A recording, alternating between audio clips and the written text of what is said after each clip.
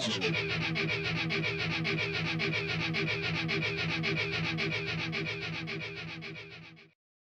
out there? What we have here is a 2005 Harley FXDX. It's a super light sport. I've had problems with the starter. I'm getting sick and tired of tapping it with a hammer to get it going, so I bought a new one. I'm going to show you how to replace it.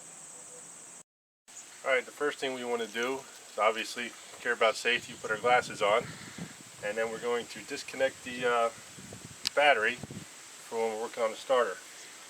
Just loosen these couple of bolts here, and then you pull it out, disconnect the cable, and that'll be it, and we'll get ready to start. Alright, well, I'm done with the battery, disconnecting the terminals. Now we're time to move over to the primary side. First we're going to do is we're going to drain the oil out of the primary. A little drain plug down underneath here. Just take that off with the Allen. Let it drain. And when we're done draining that, then we'll work on removing the screws. Alright, now that the oil is drained, we're going to have to remove a couple things to get these primary cover off. I'm a tall guy. My controls aren't here anymore. I have the extended controls. It makes it a little bit easier. So all I have to do is remove this foot peg here, a couple Allen screws down there, and then there's just a little locking screw on this. You want to take that off. We'll take the foot peg off. Then we're going to go around and remove the screws for the primary. Alright, I got everything loosened up, ready to come apart. I have a little trouble here separating the primary case from the outer from the inner. So what I'm going to do, take a screwdriver. I'm just going to use a little piece of wood. It's better than using a hammer, I think. Find a good spot. And just tap it in there to get some separation. And we'll just go along there a couple times. Space it out a little bit. And it's coming right apart, just like that. All the screws are removed. I pull my little cover off. And the primary just comes right off now.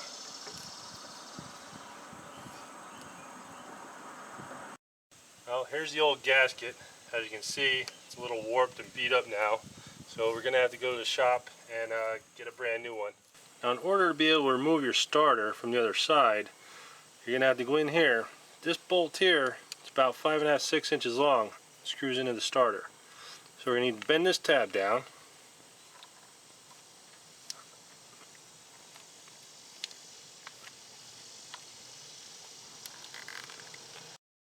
Okay, we got this tab bent down, and take our ratchet. If you go to try to loosen it, you're going to see this wants to turn. So what I did, probably not the best thing to do, but you just got to be extra careful. It doesn't take a lot of pressure, so I felt comfortable doing it. And then you just got to wedge the screwdriver in there under that gear, and that'll pop right loose. Alright, see, I got the bolt out. Now we'll be able to remove the starter. As we remove this bolt, there's also a spring that comes out of there as well. We'll just reuse those parts when we put the starter back together. Okay, we're on the side with the starter. We got two long bolts here. One on this side right here. Got another one just on the other side here. We'll have to take those out. Under this little rubber booty, we'll take that. That's where you get your power from the starter. That's the reason why we disconnected the battery. And we have this clip here. So let's start taking these bolts out. Okay, bolts removed. I'm pulling the starter out. And here we go. This is the old one. You can see the little hammer marks.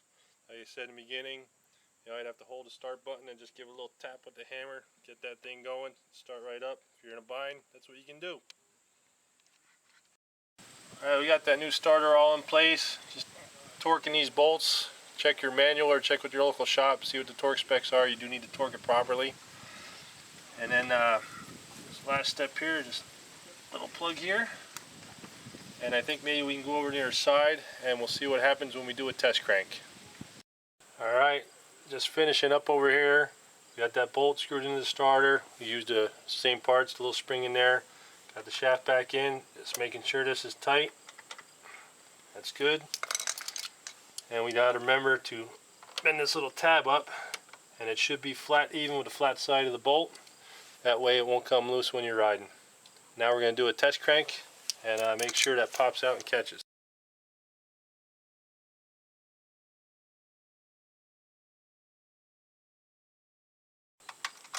Alright, turn the key on. My neutral light's coming on. That's a good sign. That means we got everything hooked up right. Now we're just going to do a quick test, just maybe a quick, just to make sure it pops out and spins. We don't want it running while it's open. See there, it comes right out and catches. That's good. Now we're going to be able to button up that primary and we'll take it for a ride. Alright, we got the new gasket we're going to put on in place. You see there's these little nubs here to help you get it lined up. And if you don't have a lift or anything like that, your bike's probably tilting a little bit, they're going to want to come off. So what we do is we get these little tabs of tape just to put around a couple of the edges. Just be careful not to get the tape underneath the gasket, just on the edge of it and up on the cover there, and that'll help hold it in place as well. We'll do a couple of those around.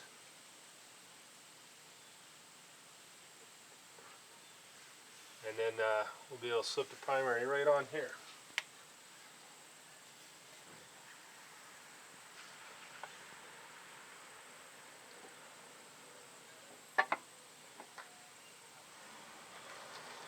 And I'm going to take one of the longer bolts just to get that held into place.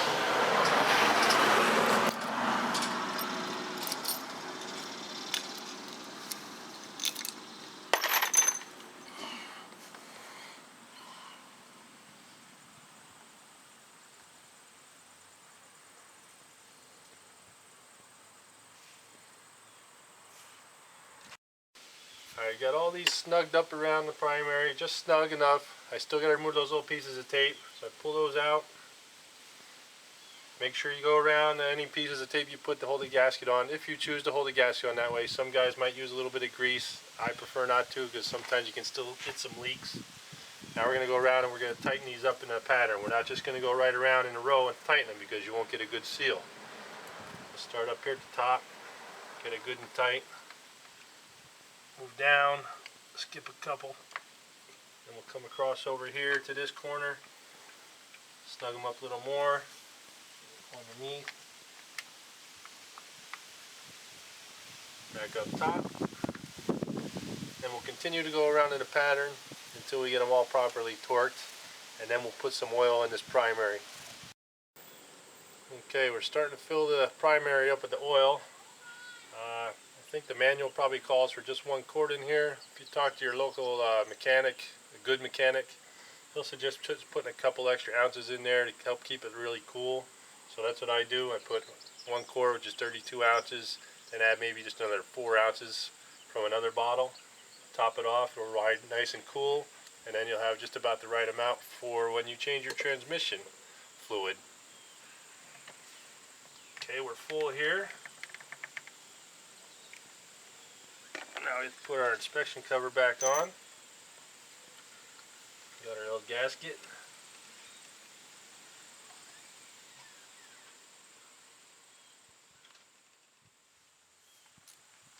Just tightening these last bolts up here. Make sure they're good and tight.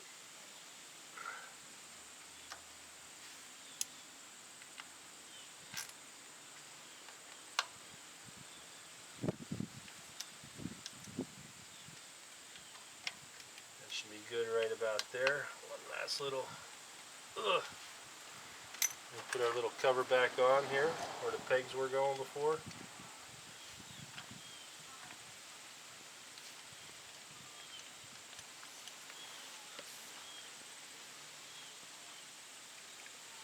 That's on there nice. That shouldn't come off.